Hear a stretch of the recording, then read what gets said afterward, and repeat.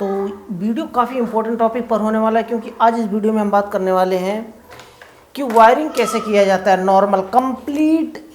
इसलिए मैं बोर्ड खरीद के लाया हूँ। कंप्लीट एक एक वायरिंग के बारे में हम बात करेंगे। Split air conditioner, window air conditioner, inverter type, non inverter, जितने भी सारे एयर कंडीशनर होते हैं, रेफ्रिजरेटर, डिफ्रीजर, सारे वायरिंग में एक एक करके हम समझने वाले हैं। सबसे पहले नॉर्मल सा एक वायरिंग में बताने वाला हूँ, जो कि कैपेसिटर से लेकर के कंप्रेसर तक होता है। उसकी वायरिंग कैसे की जाती है कैपेसिटर की। तो चलिए हम बात करते हैं। एक अभी बिल्कुल ब्लैंक है ये। तो सबसे पहले हमें कंप्रेसर यहाँ पर ले लेते हैं, कंप्रेसर और कैपेसिटर।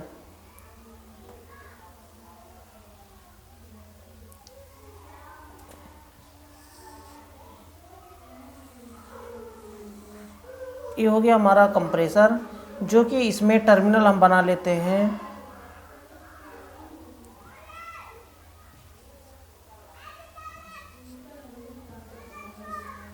CSR हमने यहाँ पर बना लिया है। ये हमारा कंप्रेसर, ठीक। इसका नाम हम दे देते हैं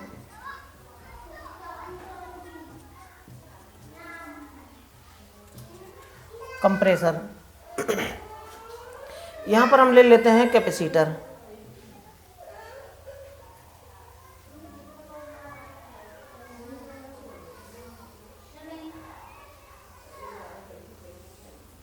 ये हमारा कैपेसिटर हो गया, जो कि इसमें पिन होता है।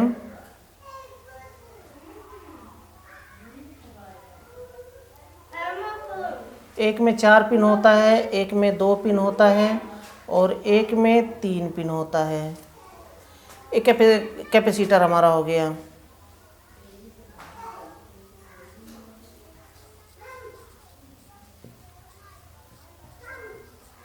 कैपेसिटर, ठीक। ये हमारा कैपेसिटर हो गया।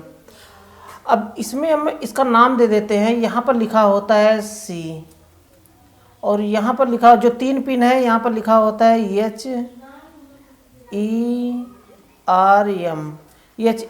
यहाँ पे लिखा होता है फैन। इस तरह का कैपेसिटर होता है। एक में C लिखा होता है जिसमें 4 पॉइंट होता है, एक में HERM लिखा हो जिसमें 3 पॉइंट होता है, इसमें फैन लिखा होता है जिसमें 2 पॉइंट होता है।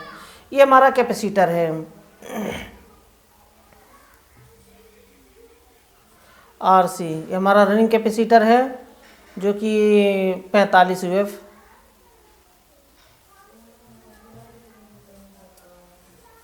का हमारा कैपेसिटर है। अब इसकी वायरिंग कैसे की जाती है कंप्रेसर से लेकर के। सबसे पहले ये हमारा हो गया यहाँ पर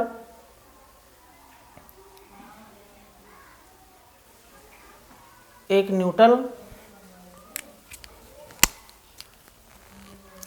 ये हमारा हो गया लाइन,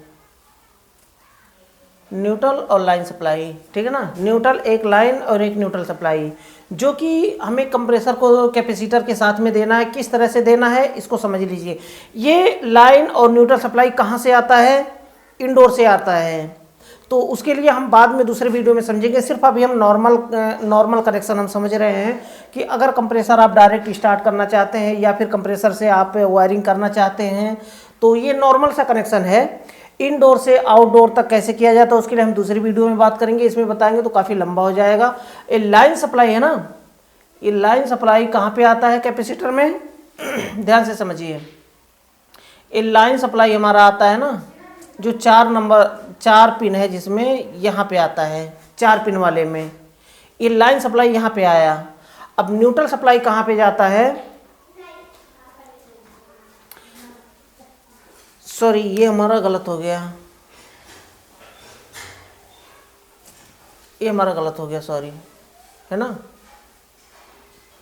ये लाइन सप्लाई हमारा एक कंप्रेसर के लिए जाता है, कंप्रेसर के कॉमन में।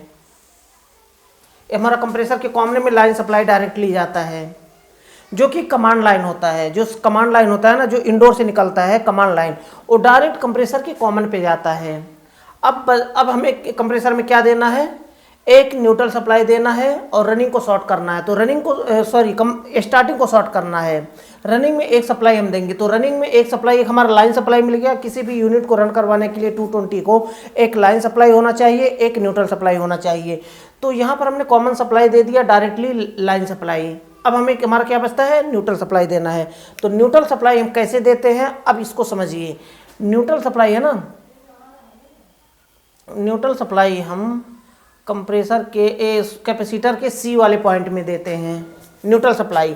अब न्यूट्रल सप्लाई डायरेक्टली हमारा यहाँ कंप्रेसर में नहीं जाएगा, बल्कि कैपेसिटर में आएगा न्यूट्रल सप्लाई। अब यहीं से जहाँ पर हम 4 पॉइंट वाले में हमने सप्लाई दिया है, ठीक उसी वाले पॉइंट में से 4 पॉइंट है ना, एक और पॉइंट में से हम निकाल करके एक न्यूट्रल सप्लाई हमने कैपेसिटर में दे दिया सी वाले पॉइंट में। अब सी वाले में से हम निकालेंगे,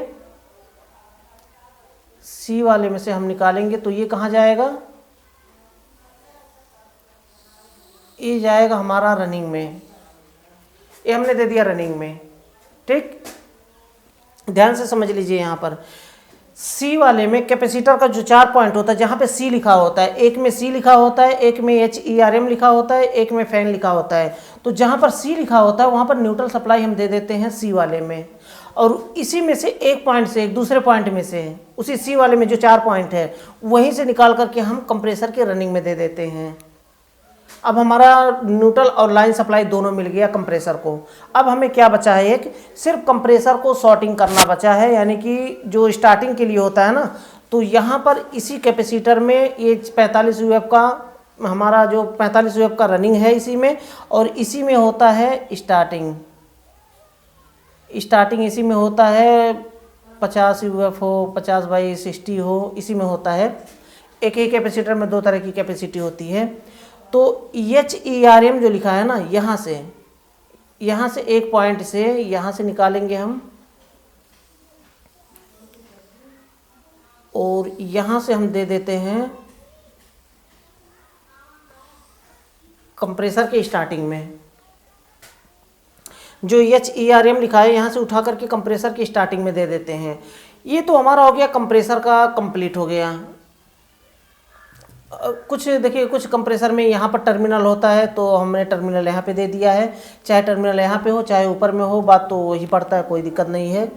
कुछ कंप्रेसर में टर्मिनल यहाँ पे होता है, जो हर्मेटिक कंप्रेसर होता है। रोटरी कंप्रेसर में ऊपर में टर्मिनल होता है, तो टर्मिनल कहीं भी हो उससे दिक्कत नहीं है, कनेक्शन बस सेम होता है। तो न्यूट्रल सप्लाई हमने यहाँ से अब देखिए फैन के लिए होता है, तो आउटडोर फैन मोटर होता है एक,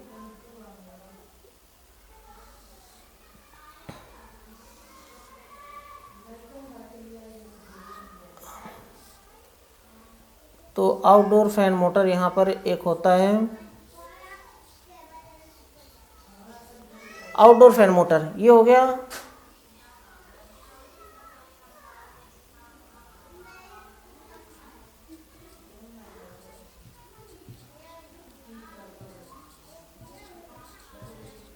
फैन मोटर ये हो गया फैन मोटर।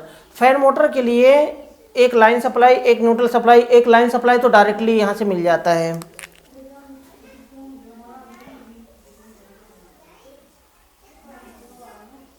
फैन मोटर को एक लाइन सप्लाई मिल जाता है डायरेक्टली, है ना, डायरेक्टली एक लाइन सप्लाई मिल जाता है। एक न्यूट्रल सप्लाई जो है वो यहाँ से फैन मोटर के लिए यहाँ से निकलता है। ये जो फैन का जो कैपेसिटर लगा होता है वो यहाँ से निकलता है, जो 2 पॉइंट वाला है यहाँ से। तो फैन के लिए हम दूसरी वीडियो में समझेंगे कंप्लीट किस तरह से इसकी वायरिंग की जाती है। सिर्फ हम फैन के लिए मैं यहाँ से बताया हूँ कि फैन मोटर के लिए यहाँ से निकलता है कैपेसिटर से। अब तीनों जो कैपेसिटर का जो तीनों पिन है ना, वो तीनों कंप्लीट हो चुका है। कुछ कैपेसिटर ऐसे भी आते हैं जिसमें सिर्फ 2 पॉइंट होते हैं, दोनों में 2-2 पॉइंट होते हैं। सिर्फ इसमें 3 है ना, एक 4 पॉइंट है, एक 3 पॉइंट है, एक यहाँ पर 2 पॉइंट है। लेकिन कुछ कैपेसिटर ऐसे आते हैं जिसमें 3 पॉइंट, 4 पॉइंट इसमें भी होते हैं, 4 पॉइंट इसमें भी होते हैं, 4 पॉइंट इसमें भी होते हैं। तो उसका कनेक्शन कैसे होता है, कुछ कैपेसिटर ऐसे आते हैं कि इसमें 2 पॉइंट होते हैं, इसमें 2 पॉइंट होते हैं, सिर्फ दो पॉइंट होते हैं दोनों तरफ। कुछ कैपेसिटर आते हैं जिसमें 4 पॉइंट होते हैं, यहाँ भी 4 पॉइंट होते हैं, 2 पॉइंट होते हैं लेकिन दोनों में 4-4 पॉइंट होता है। तो उसका कनेक्शन कैसे किया जाता है उसके लिए हम दूसरी वीडियो में समझेंगे। इस वीडियो अगर मैं बताऊँ तो काफ़ी लंबा हो जाएगा वीडियो, इसलिए हम दूसरी वीडियो में समझेंगे। तो ये छोटा सा वीडियो था, छोटी सी जानकारी थी। अगर कोई भी कन्फ्यूजन रह जाता है इसमें तो बेझिझक आप मुझसे कमेंट बॉक्स में पूछ सकते हैं, मैं उसका रिप्लाई जल्द से जल्द देने की कोशिश करूंगा। अगर वीडियो पसंद आए तो वीडियो को लाइक जरूर कर दें। लास्ट में बताना चाहूँगा, चैनल को सब्सक्राइब नहीं किया तो चैनल को सब्सक्राइब कर लें और बेल आइकन को प्रेस करके ऑल पर क्लिक कर लें, ताकि हमारे आने वाली न्यू वीडियो की नोटिफिकेशन आपको मिल पाए और वीडियो को देख पाए सबसे पहले। इसी बोर्ड में इतनी बारीकी से मैं बताने वाला हूँ एयर कंडीशनर को, जितनी भी वायरिंग हैं सारे वायरिंग में कंप्लीट मैं बताऊंगा इसमें। तो आज के लिए बस इतना ही था। अगले वीडियो में फिर जल्दी मिलते हैं नए टॉपिक के साथ।